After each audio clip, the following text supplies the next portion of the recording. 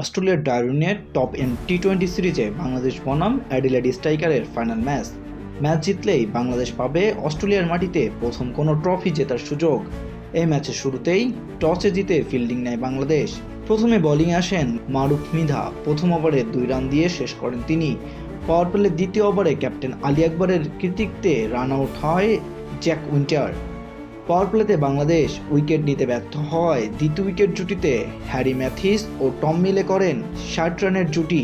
Harry 23 বলে 19 করে out হন। অপরদিকে টম করেন 33 বলে 5-4-2-6 53 রান। মাঝের দিকে লেইম স্কট ও শেষ দিকে রায়ান কিং ও স্যাম রাইলির ঝড়ো ব্যাটিংয়ে ভর করে 20 ওভারে 169 রান তুলে অ্যাডিলেড স্ট্রাইকার। রায়ান করেন 19 বলে 35 রান ও স্যাম স্কট করেন 18 বলে 30 রান। বাংলাদেশের হয়ে মারুফ মৃধা ছাড়া আর কোনো বোলার ভালো বল করতে পারেননি। আবু হায়দার রনি, রিপন মণ্ডল ও রাকিবুল ইসলাম ছিলেন বেস্ট এক্সপেন্সিভ। আবু হায়দার রনি 46, রিপন মণ্ডল ও রাকিবুল ইসলাম মিলে দেন 37 ও 35 রান। 170 রানের টার্গেটে ব্যাট করতে নেমে নিয়মিত বিরতিতে উইকেট হারাতে থাকে বাংলাদেশ।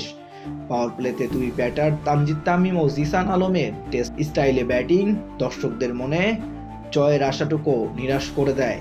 জিসান আলম 19 বলে 18, তানজিদ তামিম করেন 29 বলে 35 রান। এরপরে আর কোনো ব্যাটার পিচে সেভাবে দাঁড়াতে পারেননি। জাতীয় দলের খেলোয়াড় আফিফ ইসলাম, শামীম পাটোয়ারি, পারভেজ হোসেন ইমন পুরোপুরি ব্যর্থ হন। শেষ দিকে ক্যাপ্টেন আকবর আলী 0 রানে আউট হলে সকল আশা শেষ হয়ে যায় বাংলাদেশের দর্শকদের। অস্ট্রেলিয়ার মাটিতে ট্রফি জেতার আক্ষেপ নিয়েই শেষ করতে হয় টপ এন্ড টি-20 সিরিজ। টপ এন্ড টি-20 সিরিজে অ্যাডিলেড স্ট্রাইকারের কাছে 30 রানে হারে বাংলাদেশ।